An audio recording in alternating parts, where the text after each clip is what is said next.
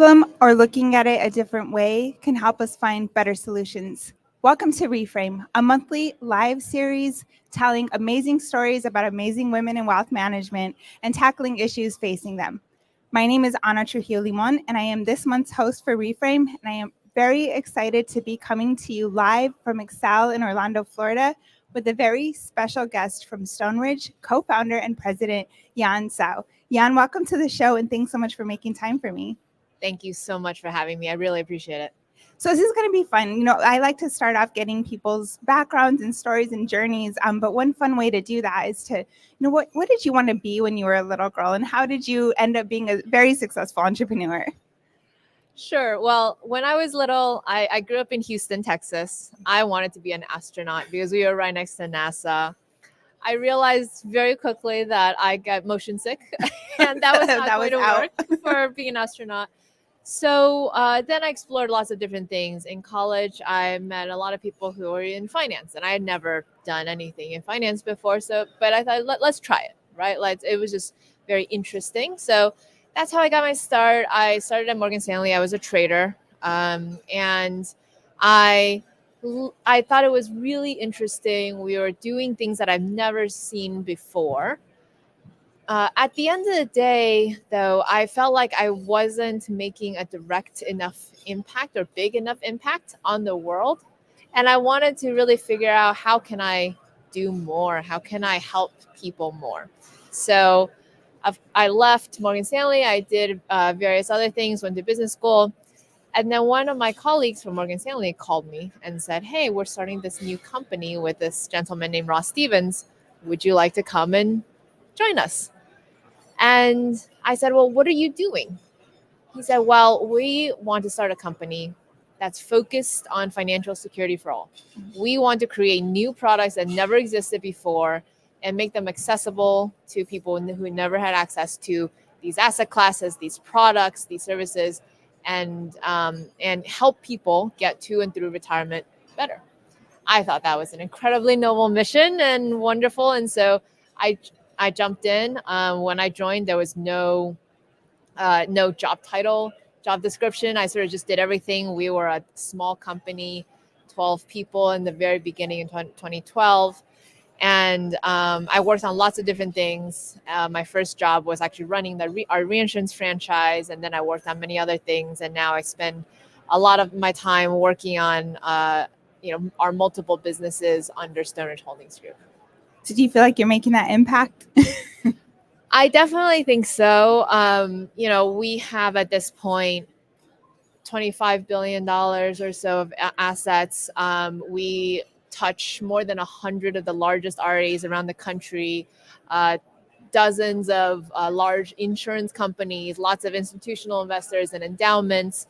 And we provide products that are truly uncorrelated and often totally unrelated to stocks and bonds, which we think is incredibly important. Stocks and bonds are a critical part of people's portfolios, but they shouldn't be the only part of people's portfolio. And, I think providing asset classes like reinsurance or alternative lending or, longevity income to help people spend more tax efficiently, I think that's really, really important to get people to and through retirement safely, regardless of what the central banks do or what the S&P is doing day to day. And making an impact without getting motion sickness, right? Exactly. So that sounds amazing. So what have been some of the pivotal moments in your career, and how have they shaped your leadership style? Sure. So I remember when we first founded Stoneridge, and the first fund that we were going to launch was around reinsurance. And at the time, nobody had ever launched a 40 Act fund around reinsurance. And so that seemed really challenging to me. At the time, I was used to large companies like Morgan Stanley, where basically we had months and months of product committees and reviews. And we think this is right. We think this is an important thing for people to have access to. And yes, nobody has ever done this before, but we're going to figure it out. And we did. And we've done that over and over in many, many different situations. And it was incredibly important lesson for me to learn that just because nobody else was doing it doesn't mean it's not possible, doesn't mean it's not the right thing to do. And that's something that at Stone Ridge, we try every day to come to work with essentially a beginner's mindset. Like, let's not look at history. Let's not look at what's been done. Let's not look at conventional wisdom. Let's think about what are the things we want for ourselves and for our families, and how do we create it in the best way possible. And if nobody's ever done it, great, we'll figure it out, right? So that's a big one. I think the other big one is really doing things that are right, even if it feels hard. I remember we had raised $1 billion for a new fund that we were going to launch. It was a private fund. And the market changed in the time that we finished the fundraise. And we realized, you know what, we actually don't think the opportunity set is as good as we had initially expected. And we had to decide what to do. And it was a complete no-brainer to the senior leadership of the company that we need to tell the investors, and we are going to not take their money. We raised $1 billion. They wanted to give us $1 billion. And we said, no, we're not taking it. And I remember that moment being very, very influential in my own thinking of, wow, it would have been so easy to just take the money and make them fees, right? And so many people would have done that. And, oh, we'll figure it out later. Or maybe the returns aren't as good. But, there's so many ways you can justify things to yourself. But no, that's not the right thing to do. And that's not what we chose to do. And we gave capital back. And that's not the only time we've given capital back. So I think that's critical for being a leader, right? Having principles, standing behind your principles, doing the right thing, even if it feels hard. Yeah, a lot of really great words of wisdom there. I love that, doing the right thing, even though it's not easy or it's not attractive in the moment, and also believing things. Like, that's the whole theme of what we're doing here at Excell 2024, right? Create, imagine, believe in things that are possible. So I love that. And so, more specifically drilling down to women who want to become successful entrepreneurs, we have a lot of amazing women running their own firms here and in our Carson community, and also aspiring firm owners out there and people who want to be entrepreneurs, and then leaders in larger firms. What's your advice specifically to those aspiring leaders, in addition to those great words of wisdom you offered? One thing I've learned that's really important in my career is saying yes. I find that often women can lack confidence in their own capabilities, and they want to know for sure they can handle something before they take it on. And you just need to say yes. If you have an opportunity, if somebody gives you an opportunity, or if you see an opportunity in front of you that you can go and seize, just go do that. You're capable. You'll figure it out. You'll learn. Don't let your own fears and insecurities stop you from that. I think that's really important. And then the second one is have a thick skin. Oh, yeah. It's really hard when people are yelling at you, or when you need to have difficult conversations with partners or with clients or with coworkers. But it's so important. If you learn how to do it the right way, oftentimes you can come out of those tough conversations having an even better relationship with whoever you did it. But you have to have that tough skin to say, okay, let's go have that conversation now instead of putting it off. Yeah, that strikes me as relating to what Bert White, our CEO, said in there in the general session about how we have a choice, right, to be the one that hides or the one that lashes out, but we have a choice to be the one, that has those difficult conversations, and we're able to get over those humps and whatnot. So in our State of Women in Wealth Management research, we uncovered that mentorship and sponsorship was really critical to helping women advance in the profession and in the industry. Who have been some of your more influential mentors and sponsors and role models that you'd like to kind of talk about, and why were they so impactful? Yeah, sure. I completely agree with mentorship and sponsorship. It's critical, but I think it's critical for not just women to sponsor and mentor other women, but for men to sponsor and mentor women. A lot of my mentors have been men, just because I'm in finance and there's lots of them. Of course, Ross Stevens, who's the founder and CEO of our company, is a big mentor. A lot of the lessons I've learned that I shared earlier are from Ross. He founded Stoneridge with 3 key core principles: focus, be humble, be kind.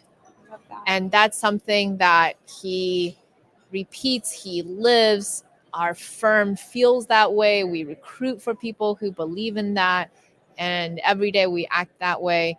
And just to see someone who really, really lives those values every day and expects everybody else to live those values, that's, I think, such an impressive person to be around and to aspire to be like.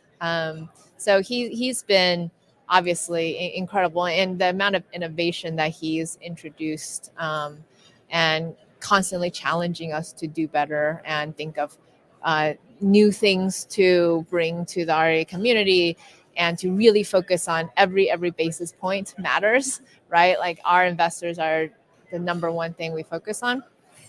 So he's one. And then my first boss, this gentleman named Alan Thomas at Morgan Stanley, he was so smart and so successful, but always kind and respectful and polite.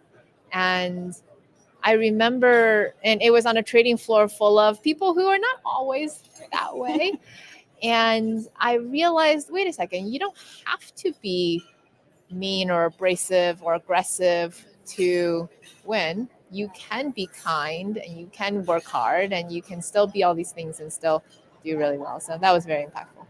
It's leadership by example, right? And that kind of ties into another point in our research about the queen bee syndrome. Like, a lot of times when women get into leadership positions, research has found that they internalize some of those behaviors that seem like, oh, I have to be abrasive or I have to be mean. But as you just said, it's not. You don't. No, you don't. You can be kind. You can be humble, just like you're one of the people you just mentioned. So looking ahead, kind of getting into some cool, exciting things, what are some things that you're working on at Stoneridge that you're really excited about to launch to our advisor community here, to talk about with our advisor community here? Yeah, sure. So one of them, we have a booth focused on it right here at the conference, and really excited about, really focused on tax efficient, reliable monthly income for Always every good. client, right? It does sound good, and yet it's really never been done before. And one of the, we were thinking about, why has it never been done before? One, it's very hard. We are able to get higher income than others because we incorporate longevity pooling into the product, which is extremely difficult and took us 5 years to really develop and figure out how to do it efficiently and in a easy to use form factor. The second reason why is we realized this is really a turnkey decumulation product. Helps people consume in a tax efficient, reliable way, and we pay out dollars every month, just like clockwork, every month. But it decumulates, like the assets literally go down predictably to zero. How many asset managers are thinking, let me create a product where I'm going to lose assets predictably every month? That really takes, I think, again, a very principled view to say, this is important. This is good for the people who are buying it. This is important for retirees. This is important for advisors to create an income stream easily. And so we should do that. Even if it's hard, even if we're losing AUM, it's important to do. So that's one of the key things we're focused on. And then the other thing that we've been focused on over the past few years is really thinking about, how do we make it easier for investors to access alternative strategies and what we call true alts. So when we think about alternatives, usually when you hear about alternatives, it's private equity or private credit. But really, private equity is just equity that's not traded, but it's still stocks, right? And it's, at the end of the day, quite correlated to stocks and bonds. And when we talk about true alternatives, what we mean are things that are uncorrelated and generally unrelated to stocks and bonds. So for example, our reinsurance strategies, We make money from the premiums that we get for underwriting the risk, and we lose money if there's a hurricane or earthquake of sufficient size that causes extreme losses.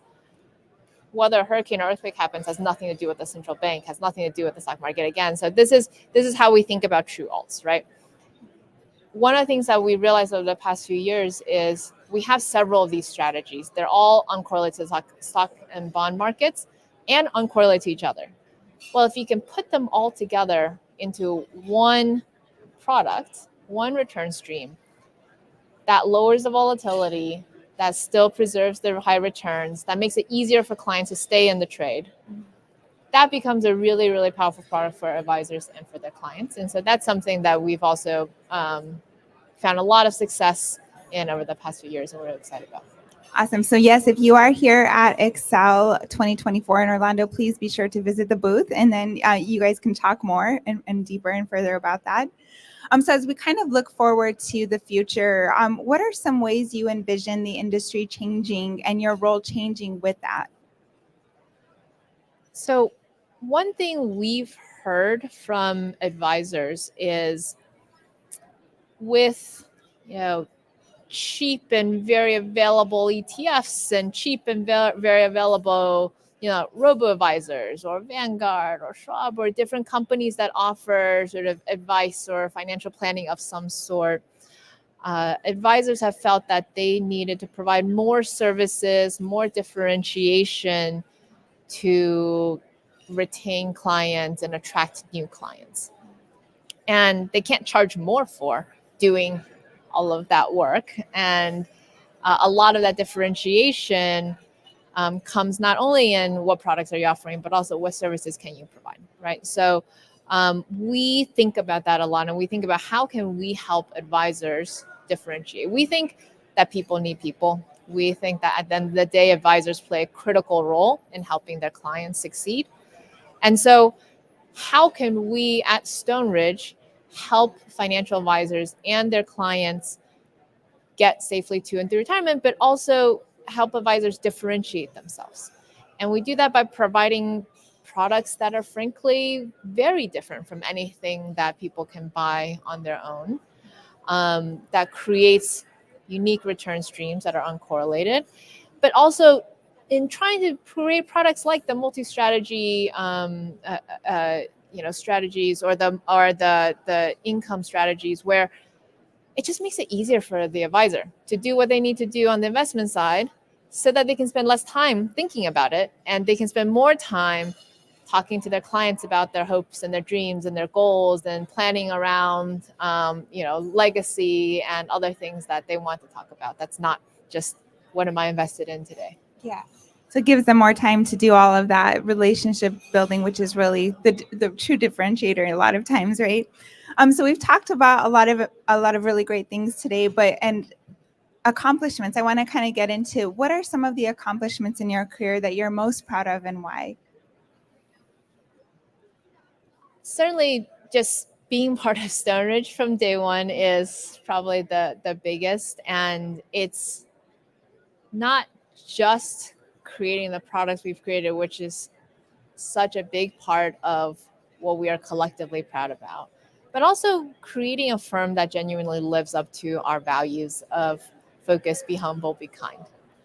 We love going to work every day. We're 5 days a week in the office, and people love being there, and they love spending time with each other, and we love working together to create new products and do better with our existing products and figure out new ways to serve our clients. And that's just a great thing for our employees and for our community and for our partners. Well, this has been wonderful, and I really enjoyed hearing your story and you spending time with us and with everybody tuning in today. But I always like to end on the question, what is it that you wish the industry would reframe their thinking about? Something we've been thinking about a lot over the last couple of years, and it's not just the RE industry, but it's sort of people broadly, is thinking about life expectancy and longevity. So when you ask people about life expectancy, oh, my life expectancy is sort of probably where my parents were. So my parents die in their 80s, so I'll probably die in my 80s. Or current life expectancy is 87, so let's just plan to 87. Life expectancy is just the 50th percentile, which means there's 50% chance you'll live longer than that. For clients of RIAs who are wealthier and more educated, chances are they're going to live much beyond typical life expectancy. In fact, there's a greater than 20% chance that clients of RIAs are going to live past 95. Vast majority of advisors we talk to are not even planning to 95, much less far beyond 95. And traditional ways of trying to solve for this for people who are thinking about longevity is, okay, well, I just need to save more and spend less. But that means you don't have as great of a retirement. That means you don't get to take that extra vacation. That means you're constantly worried about the stock market going up and down. That's a terrible, terrible way to live. And I think existing products are just not sufficient to handle this kind of shift in longevity and shift in thinking about how to plan for that.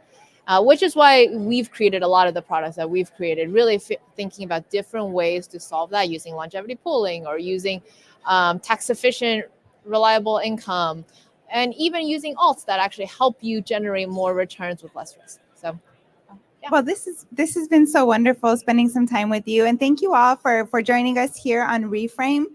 Join us again tomorrow. We'll be talking with Dr. Lisa Toppin, Carson's new VP of Workforce Development and Expansion. And Yan, thank you so much again. Have a wonderful rest of your Excell experience. Thank you so much.